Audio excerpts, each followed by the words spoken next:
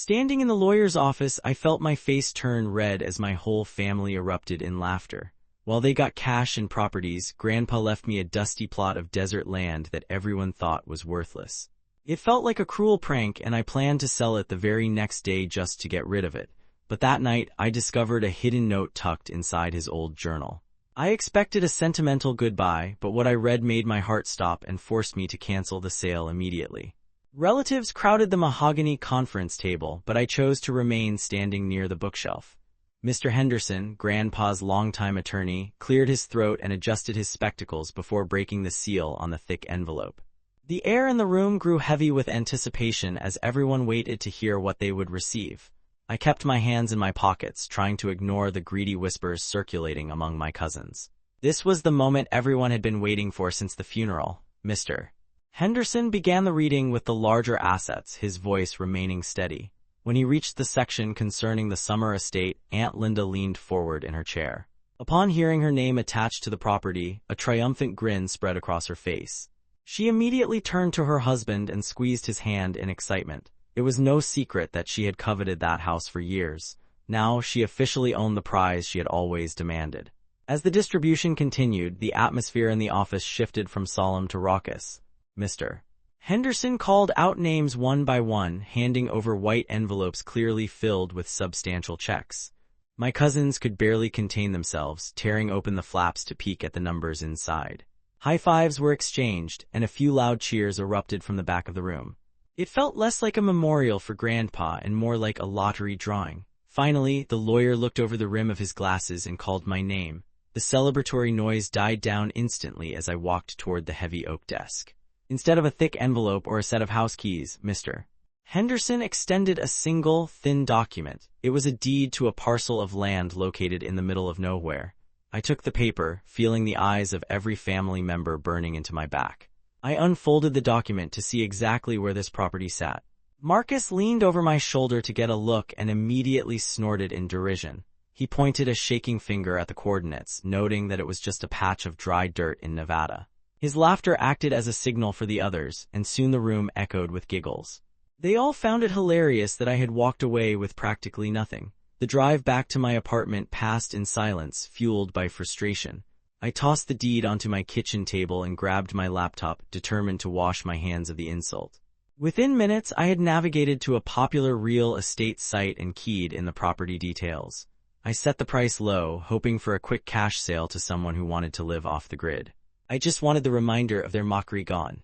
Later that evening, I turned my attention to the small cardboard box I had carried out of the lawyer's office. It was the only other thing I received, supposedly containing sentimental items. I used a pocket knife to slice the tape and folded back the flaps. Inside, there were no jewels or bonds, just old photos and trinkets. I sifted through the dusty contents, feeling a fresh wave of disappointment wash over me. Near the bottom of the box, my fingers brushed against cracked leather. I pulled out a heavy journal that I recognized from Grandpa's study. The pages were yellowed with age and covered in his distinct, sprawling script. I sat on the floor and began turning the pages, reading random entries about his daily life and thoughts. It was a window into the past, but I was too bitter to appreciate it fully at that moment. As I reached the end of the journal, I noticed the binding seemed slightly uneven. I held the book by its covers and gave it a firm shake, suspecting something might be stuck between the pages. A single piece of folded paper slipped out and fluttered to the hardwood floor. It looked different from the journal pages, newer and clearly placed there with intention. I reached down and picked it up, wondering what final message he had left. The room was dim, so I moved to the desk to get a better look at the handwriting. I carefully unfolded the paper, mindful of the creases that looked like they had been pressed tight for years. The ink was dark and urgent, unlike the casual entries in the rest of the diary. My heart started to beat a little faster as I realized this wasn't just a grocery list. I squinted under the harsh light of the lamp. The message was short, but the underlining made the intent incredibly clear. Grandpa had written a specific instruction that went against everything I had just done. He begged me to keep the deed in my name and warned me not to let it go for any price. It was a plea from beyond the grave that chilled me to the bone. He knew the family would laugh, but he needed me to trust him one last time. Panic surged through me as I remembered the listing I had posted only hours ago. I scrambled back to my computer and woke the screen, my fingers flying across the keyboard. I navigated to the user dashboard and found the active listing for the desert plot. Without hesitation, I clicked the delete button and confirmed the removal.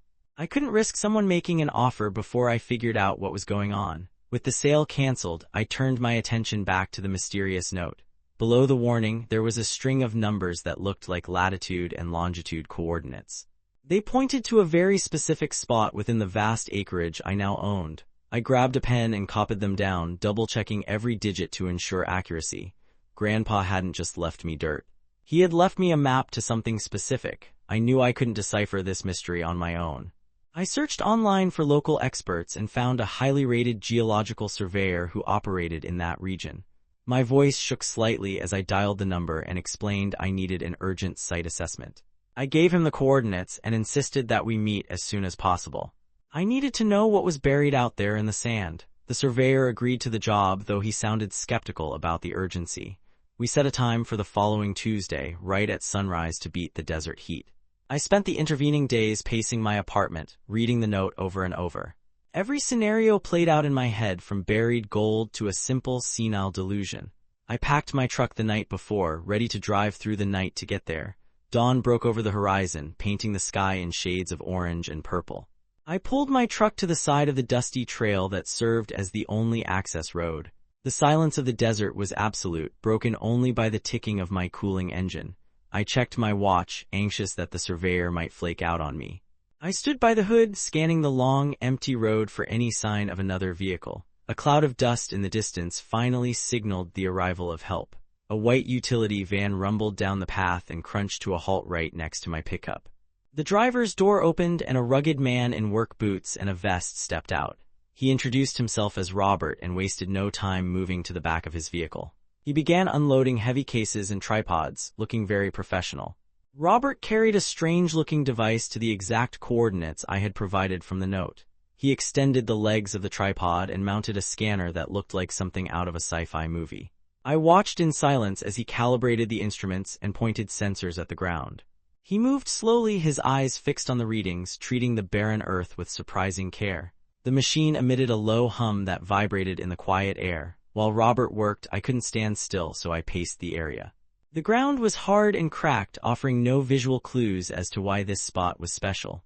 I kicked at loose stones and kept glancing back at the surveyor. Robert was completely absorbed in the colorful graphs scrolling across his rugged tablet.